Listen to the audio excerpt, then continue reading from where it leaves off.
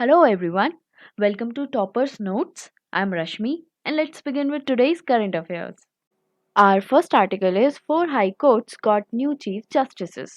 Law ministry ने ये notify किया है कि उन्होंने 4 जजेस को मद्रास हाई कोर्ट के, उड़ीसा हाई कोर्ट के, तेलंगाना हाई कोर्ट के and Jammu Kashmir high court के चीफ जस्टिस के रूप में अपॉइंट किया है। हमारे president of India Ramnath Kovind ने कॉन्स्टिट्यूशन के आर्टिकल 217 क्लॉज 1 के अंडर में 4 जजेस को प्रमोट करके उन्हें chief justice of high court के रूप में अपॉइंट किया है। एंड कॉन्स्टिट्यूशन के आर्टिकल 222 में प्रोविजंस दिए हैं रिगार्डिंग ट्रांसफर ऑफ जजेस, जिसमें चीफ जस्टिस भी इंक्लूडेड है। उन्हें एक हाई कोर्ट से दूसरे हाई कोर्ट में ट्रांसफर किया जा सकता है।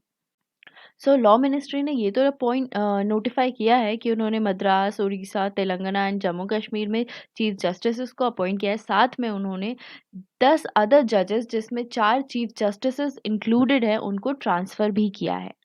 पहले देखते हैं जो 4 चीफ जस्टिस जिनका ट्रांसफ़र हुआ है। चीफ जस्टिस राघवेंद्र सिंह चौहान को ट्रांसफ़र किया गया है Telangana to Uttarakhand. Andhra Pradesh high court के चीफ जस्टिस जितेंद्र कुमार महेश्वरी को शिफ्ट किया गया है सिक्किम में। And chief justice Arup Kumar Goswami को सिक्किम से आंध्र प्रदेश शिफ्ट किया गया है। एंड उड़ीसा हाई कोर्ट के जो चीफ जस्टिस हैं मोहम्मद राफिक, उन्हें ट्रांसफ़र किया गया है मध्य प्रदेश में। अब देखते हैं कुछ इंपॉर्टेंट आर्टिकल्स को, जैसे कि आर्टिकल 124 ऑफ इंडियन कॉन्स्टिट्यूशन ये कहता है कि there shall be a supreme court and उसमें एक चीफ जस्टिस ऑफ इंडिया भी होना चाहिए। देन उसके बाद आर्टिकल 214 से लेके 231 तक these articles of Indian constitution deals with the provisions of high court. आपने देखा पिछले आर्टिकल में जो प्रमोशन का था वो 217 था एंड आर्टिकल 222 ये जजेस के ट्रांसफर के प्रोविजन से रिलेटेड है, जिसमें चीफ जस्टिस भी इंक्लूडेड है। Next article is related to world's largest radio telescope, जिसका नाम है फास्ट। ये जो वर्ल्ड का लार्जेस्ट रेडियो टेलीस्कोप है, इसका पूरा नाम है 500 मीटर अपर्चर स्फेरिकल टेलीस्कोप, या फिर इसे आप सिंपली फास्ट कह सकते हो। इसे इंस्टॉल किया गया है पेंगटैंग में, जो चाइना के ग्वाशो प्रोविंस में है। फास्ट फुल्ली ऑपरेशन में आया था जनवरी 2020 से एंड इसको पूरी तरीके से बनाने में जो कॉस्ट आई थी वो थी 1.1 बिलियन युआन। एंड ये मेनली रेडियो सिग्नल्स को कैप्चर करता है जो कि सेलेस्टियल बॉडीज एमिट करती हैं।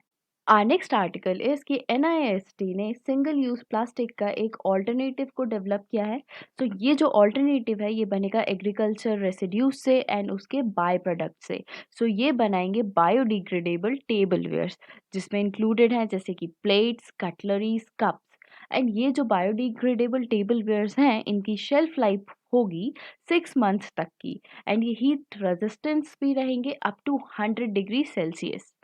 एंड अब देखते हैं सिंगल यूज प्लास्टिक क्या होती है। ये वो प्लास्टिक होती है जिसको हम सिर्फ एक बार यूज करते हैं और फिर हम या तो उन्हें फेंक देते हैं या फिर उसको रिसाइकल कर सकते हैं। नेक्स्ट आर्टिकल इज कि हमारे प्रधानमंत्री नरेंद्र मोदी 2 जनवरी को आईआईएम सांभलपुर के परमानेंट कैंपस का फाउंडेशन स्टोन को रखेंगे। ये जो न्यू प्रोजेक्ट है कैंपस का ये अप्रैल 2022 तक कंप्लीट हो जाएगा एंड गवर्नमेंट ने इस कैंपस के कंस्ट्रक्शन के लिए 200 एकर्स ऑफ लैंड भी दे दी है। एंड जो एजुकेशन मिनिस्टर है उन्हें 401.97 करोड़ रुपीस का ग्रांट भी दिया है to complete this project. And ये जो नया कैंपस रहेगा ये फुल्ली इक्विप्ड रहेगा, मतलब जितनी भी आधुनिक आधुनिक सुविधाएं हैं उनसे लेस रहेगा एंड बहुत ज़्यादा एनर्जी एफिशिएंट भी रहेगा। मतलब ये गृह स्टैंडर्ड्स के अकॉर्डिंग रहेगा। यहाँ पे जो गृह है ये एक एक्रोनिम है, इसका फुल फॉर्म होता है green rating for integrated habitat assessment. And हम यहाँ पे जो आईआईएम सांभलपुर की बात कर रहे हैं ये है उड़ीसा में एंड स्टैब्लिश हुआ था 2015 में। नेक्स्ट आर्टिकल इज कि हमारे प्रधानमंत्री Narendra Modi light house projects के फाउंडेशन स्टोन को रखेंगे। ये जो लाइट हाउस प्रोजेक्ट्स हैं ये इंडिया में पहली बार इतने लार्ज स्केल पर new age alternative global technologies का, मटेरियल एंड प्रोसेसेस का in the sector of construction ये बहुत बड़ा एग्जाम्पल बनेगा, बहुत बेहतरीन प्रदर्शन होगा। एंड ये जो लाइट हाउस प्रोजेक्ट्स का कंस्ट्रक्शन हो रहा है वो हो रहा है जीएचटीसी इंडिया के अंडर में। जीएचटीसी का फुल फॉर्म है global housing technology challenge India and ये पूरे इंडिया की 6 स्टेट्स में 6 अलग अलग साइट्स पर कंस्ट्रक्ट किए जाएंगे।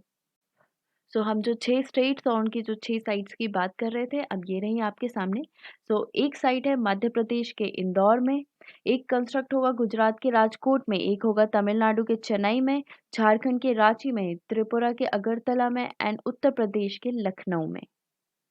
नेक्स्ट आर्टिकल इज कि पीएफआरडीए ने एक ऑनलाइन ऑप्शन प्रोवाइड किया है जिसमें सब्सक्राइबर्स एनपीएस से एग्जिट कर सकते हैं। अब यहाँ पर पीएफआरडीए का फुल फॉर्म है pension fund regulatory and development authority, and here NPS stands for national pension scheme. So इससे विड्रॉल के लिए या एग्जिट करने के लिए जो ऑप्शन थे वो सिर्फ ऑफलाइन ऑप्शंस अवेलेबल थे, तो सब्सक्राइबर्स को वहाँ पे फिजिकली अप्रोच करना पड़ेगा, पॉइंट्स ऑफ प्रेजेंस दिखाना पड़ेगा। बट अब सब्सक्राइबर्स के पास ऑफलाइन के साथ एक ऑनलाइन ऑप्शन भी अवेलेबल है, मतलब जिसमें वो अपने डॉक्यूमेंट्स को, विड्रॉल डॉक्यूमेंट्स को ऑनलाइन सबमिट कर सकते हैं। Then by using one time password या e signature they can complete the withdrawal process. So ये जो प्रोसेस होगा वो काफ़ी सीमलेस होगा एंड पेपरलेस मैनर में कंप्लीट हो जाएगा। Few extra points like PFRDA है, ये जो पीएफआरडीए है ये स्टैब्लिश हुई थी 23 अगस्त 2003 में। ये पेंशन सेक्टर को देखती है, इसका हेडक्वार्टर है न्यू दिल्ली में एंड इसके जो चेयरपर्सन है वो है सुप्रतिम बंदोपाध्याय एंड इसकी जो पेरेंट एजेंसी है वो है department of financial services. Next article is कि उत्तराखंड में इंडिया का पहला पॉलिनेटर पार्क ओपन हुआ है, एंड ये जो पॉलिनेटर पार्क है इसको डेवलप करने का जो मेन ऑब्जेक्टिव है वो ये है कि जो बहुत सारी पॉलिनेटर स्पीशीज़ हैं इनको कंजर्व किया जा सके एंड लोगों में इनकी इम्पोर्टेंस के लिए उनको अवेयर किया जा सके।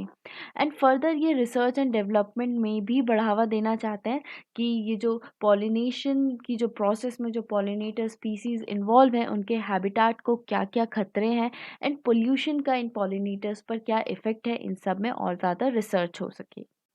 सो मोर इन्फॉर्मेशन लाइक अभी सिर्फ 40 स्पीसीज़ हैं पॉलिनेटर्स की इस पार्क में, जिसमें इंक्लूडेड है Jezebel, common emigrant, red parrot, common sailor, plain tiger, the common leopard, the common mormon, common grass yellow, common blue bottle, common four ring, peacock pansy, the painted lady, pioneer white, yellow orange tip and lime butterfly. So ये सारे हैं, आपको simply ये याद रखना है कि यहाँ पे पॉलिनेटर स्पीसीज़ को कंजर्व किया जाएगा। नेक्स्ट आर्टिकल इज कि अर्जेंटीना ने अबॉर्शन को लीगलाइज कर दिया है। सो अर्जेंटीना एक ऐसी कंट्री थी जहाँ पर सब बहुत ज़्यादा रेस्ट्रिक्टिव अबॉर्शन लॉज थे, लेकिन अब उन्होंने 14th वीक तक की प्रेगनेंसी को अबॉर्ट करने को लीगलाइज कर दिया है। अभी प्रेजेंट में जहाँ जहाँ पे अबॉर्शन इलीगल है वो कंट्रीज़ है Nicaragua, El Salvador and Dominican Republic. And ये जो बिल है जो अर्जेंटीना में पास हुआ है ये प्रेसिडेंट अल्बर्टो फर्नांडिस के कैंपेन प्रोमिसेस में से एक था। एंड वन एक्स्ट्रा पॉइंट कि अर्जेंटीना का कैपिटल है Buenos Aires. Next article is कि आउटर स्पेस में कॉपरेशन के लिए इंडिया और भूटान ने एक मेमोरेंडम ऑफ अंडरस्टैंडिंग को अप्रूव किया है। सो इस मेमोरेंडम ऑफ अंडरस्टैंडिंग के तहत दोनों देश रिमोट सेंसिंग में, सैटेलाइट कम्युनिकेशन में, सैटेलाइट नेविगेशन में, स्पेस साइंसेज में एंड आउटर स्पेस के एक्सप्लोरेशन में बेहतर तरीके से कॉपरेट कर सकते हैं, सहयोग कर सकते हैं। अब इस समझौते के तहत एक जॉइंट टीम बनाई जाएगी जिसमें हमारे इंडिया से इसरो के मेंबर्स रहेंगे एंड भूटान के सूचना एंड संचार मंत्रालय के कुछ मेंबर्स शामिल होंगे। Our next article is protest over an eco-sensitive zone in Narmada district. So ये प्रोटेस्ट नवंबर से ही चल रही है जब से डिस्ट्रिक्ट एडमिनिस्ट्रेशन ने ministry of environment, forest and climate change के एक ऑर्डर को एग्जीक्यूट किया है। इसके अनुसार जो शूलपनेश्वर वाइल्ड लाइफ सेंचुरी है इसके आसपास के 121 विलेजेस को इको सेंसिटिव जोन के नाम से घोषित कर दिया गया है। तभी से ट्राइबल कम्युनिटीज़ पीएम मोदी से इस नोटिस को विड्रॉ करने की रिक्वेस्ट कर रही हैं। ये जो शूलपनेश्वर वाइल्ड लाइफ सेंचुरी है ये गुजरात स्टेट का एक प्रोटेक्टेड एरिया है जो कि सतपुरा रेंज के वेस्टर्न में एंड नर्मदा रिवर के सदर्न में लोकेटेड है एंड ये कॉमन बाउंड्री शेयर करता है एमपी एंड महाराष्ट्र के साथ। Next article is related to Madhya Pradesh के राग भोपाली एग्जीबिशन से। इस राग भोपाली एग्जीबिशन को लगाया गया है भोपाल के गौहर महल में। एंड इसका मेन ऑब्जेक्टिव ये है कि जो भोपाल का जरी जरदोसी का क्राफ्ट है इसे और ज़्यादा प्रमोट किया जा सके। एंड ये जो जरी वर्क जो आर्ट फॉर्म होता है ये एम्ब्रॉयडरी होती है काला भत्तू से। काला भत्तू एक बेसिकली मेटालिक थ्रेड रहता है, मतलब सोने चांदी का धागा, इससे कढ़ाई की जाती है, उसे बोला जाता है जरी वर्क। एंड भोपाल जो है मध्य प्रदेश का, इसे जरी प्रोडक्शन का मेन सेंटर भी माना जाता है।